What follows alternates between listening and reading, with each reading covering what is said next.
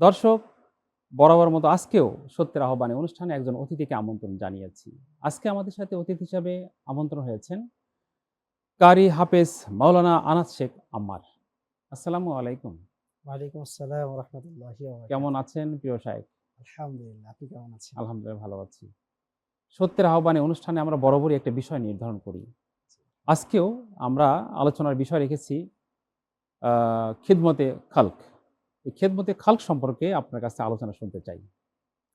জি, আলহামদুলিল্লাহ। অসংখ্য ধন্যবাদ সত্যের আহ্বানে অনুষ্ঠানে আমাকে আমন্ত্রণ করার জন্য।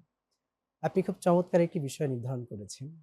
আসলে এত বিস্তীর্ণ একটি বিষয়ে আমার মতো একজন নগণ্য গোলাম আল্লাহর কতটুকু কথা বলতে পারবে, আমি ছাত্র হিসেবে যতটুকু সুযোগ আছে করব ইনশাআল্লাহ। ইনশাআল্লাহ। খেদমতে খালক বাক্যটি দুটি শব্দ দ্বারা গঠিত একটি বাক্য।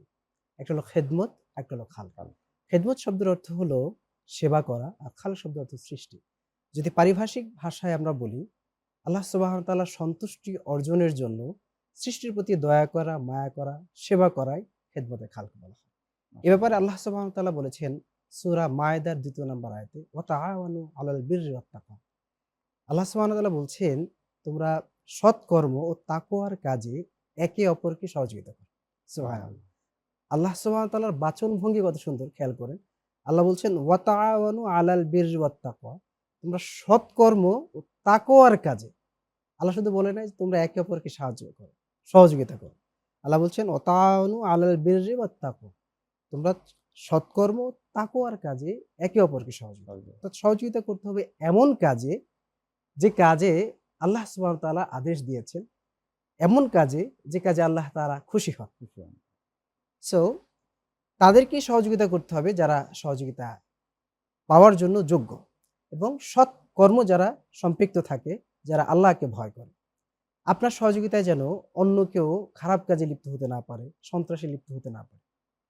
আল্লাহ রাসূল সাল্লাল্লাহু আলাইহি ওয়াসাল্লাম খিদমতে খালকের অনেকগুলো স্তর বলে গিয়েছেন। এর মধ্যে একটি হলো অসহায়কে খাবার দান, ক্ষুধার্তকে খাবার দান করা, অসুস্থকে দেখতে যাওয়া, ঘুরতে যাওয়া। এতিম আ তোলাবা যা আছেন, এতিমদেরকে সাহায্য করা, এতিমদের খোঁজ খবর দায়ভার নেওয়া। নেয়া, এতিমদের খোঁজ খবর নেয়া।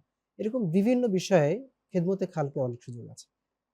খিদমতে খালক শুধু ডাক্তারি করা না, যে আপনি অসুস্থ হলে শুধুমাত্র ডাক্তারের কাছে যাবে, হুম, ডাক্তাররাই বা নার্সরা মানুষের সেবা করে, ব্যাপারটা এরকম না। হুম। আপনি নিজেও একটা কলেজের অধ্যক্ষ, আপনি একটা কলেজের লেকচারার, সেখানে আপনি বাচ্চাদেরকে পাঠদান করছেন। এটা বিশাল বড় একটা খেদমত। এখানে আপনার এই অনুষ্ঠানের মাধ্যমে যারা কোরআনের ২ টি আয়াত শুনবে, হাদিসের একটি বাণী শুনবে, এর মাধ্যমে যদি কেউ একটি বিষয়ে আমল করে, এটিও একটি খেদমতে খালকের খেদমতে খালক। আওতায় পড়তে পারে। আলহামদুলিল্লাহ।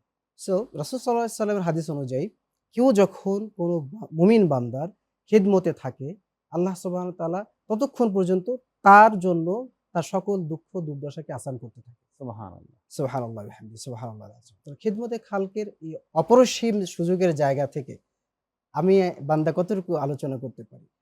আমি মনে করি পৃথিবীর সব কাজেই আল্লাহ সুবহানাহু ওয়া তাআলা শুধুমাত্র তিনি যেটা নির্ধারণ করে দিয়েছেন, নামাজ, রোজা, যেটা আল্লাহর জন্য, সেইটা বাদে বাকি সব কাজই খেদমতে খুলকের মধ্যে পড়ে যায়। খেদমতে খালকের মধ্যে পড়ে যায়। অনেক, অনেক ধন্যবাদ। প্রিয় দর্শক, সময় হলো ছোট্ট একটা বিরতির।